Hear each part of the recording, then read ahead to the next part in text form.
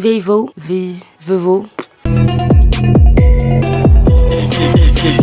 Alors tout le commun des mortels sait ce que c'est Vevo, en tout cas voit un peu le design qui a évolué, fort heureusement. Vevo, c'est vrai que je vois ça de toutes les sauces, dans toutes les vidéos, mais c'est quoi? Tu sais, déjà je confondais Vevo avec Ovio et avec Ovo de Drake. Donc bon, tout le monde connaît mais personne ne sait ce que c'est. Donc quelques explications. Vevo c'est Video Evolution. Evolutions. Le V et le Evo, tu vois. Donc Vevo en fait c'est une initiative de maisons de disques comme Sony et Universal qui se sont mis ensemble avec Abu Dhabi Media. Et ils se sont dit on va se mettre ensemble, on va créer Vevo où on va mettre toutes nos vidéos, tous nos artistes quoi. Parce que bon là je t'avoue que si on tape Nicki Minaj ou Drake, généralement c'est vrai qu'il y a beaucoup de comptes non officiels. Parce que je pense que ça commençait quand même à les saouler que quand tu tapes le nom de leur artiste sur YouTube, tu tombes sur une vidéo dégueulasse faite avec Windows Movie Maker, avec un fond dégueulasse et des lyrics qui sont en décalé, et que ça tape plus de millions de vues que sur la chaîne de ton artiste. Tu vois ce que je veux dire? C'est vrai que ça un peu yèche quoi. Sony, Universal, Abu Dhabi. On se met ensemble, on vous sert des vidéos de qualité en HD. Comme ça, on peut aussi lister les gens qui écoutent et en plus, on peut monétiser ces vidéos. Tu vois, ça rapporte des sous quand même. Des millions et des millions. Le fric. Toujours le fric. Et YouTube, c'était un peu la plateforme. Ils faisaient le codage, ils mettaient les vidéos.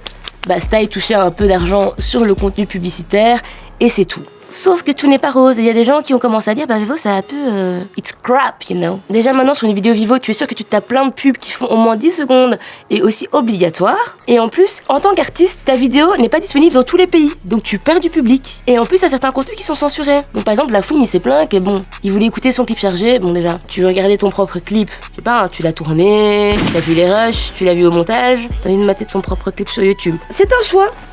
Bref, mais en gros le gars était au Maroc et il pouvait pas regarder sa vidéo, elle était pas disponible. Et là on en vient au scandale Vevo Romeo Elvis. On revient en février 2018. Et là Roro, oui Roro parce que quand même, je vais quand même donner un prix au DMA, on a vécu des choses ensemble, une certaine émotion quoi. Voilà, sous les cris de la foule. Bref, Roro annonce sur Twitter que Vevo lui c'est fini. Il a vraiment la larme à l'œil et le cœur qui saigne. Et on vous explique pourquoi. C'est que Roméo s'est rendu compte que ses clips n'étaient pas disponibles partout, donc il perdait du public. Et qu'en plus, un jour, sans son consentement, Vevo a décidé de poster un autre artiste sur sa propre chaîne, Romeo Elvis Vevo, sans préavis. En plus, un truc qui n'a rien à voir, c'était pas du Caballero et Jean Jass, tu vois ce que je veux dire, c'était pas ses potos quoi.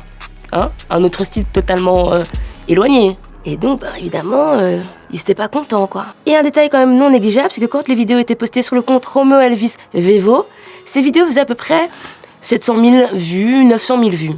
Et quand il a posté son dernier clip sur sa propre chaîne, Romeo Elvis tout court, ça a atteint les 1,5 million de vues.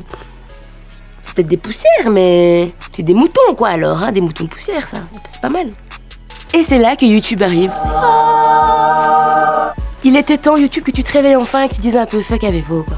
Effectivement, YouTube a décidé de lancer les Official Channel Artists. Ce qui veut dire que l'artiste aura sa propre page officielle. Toutes les vidéos, tous ses clips seront sur cette même chaîne, et même les vidéos Vevo. Et donc tous les droits appartiendront à l'artiste. Et pour dire que le bateau est bien en train de couler, c'est grave Titanic, y a deux gros bonnets quand même de Vevo qui ont décidé de démissionner. On peut appeler ça un signe, hein, je pense.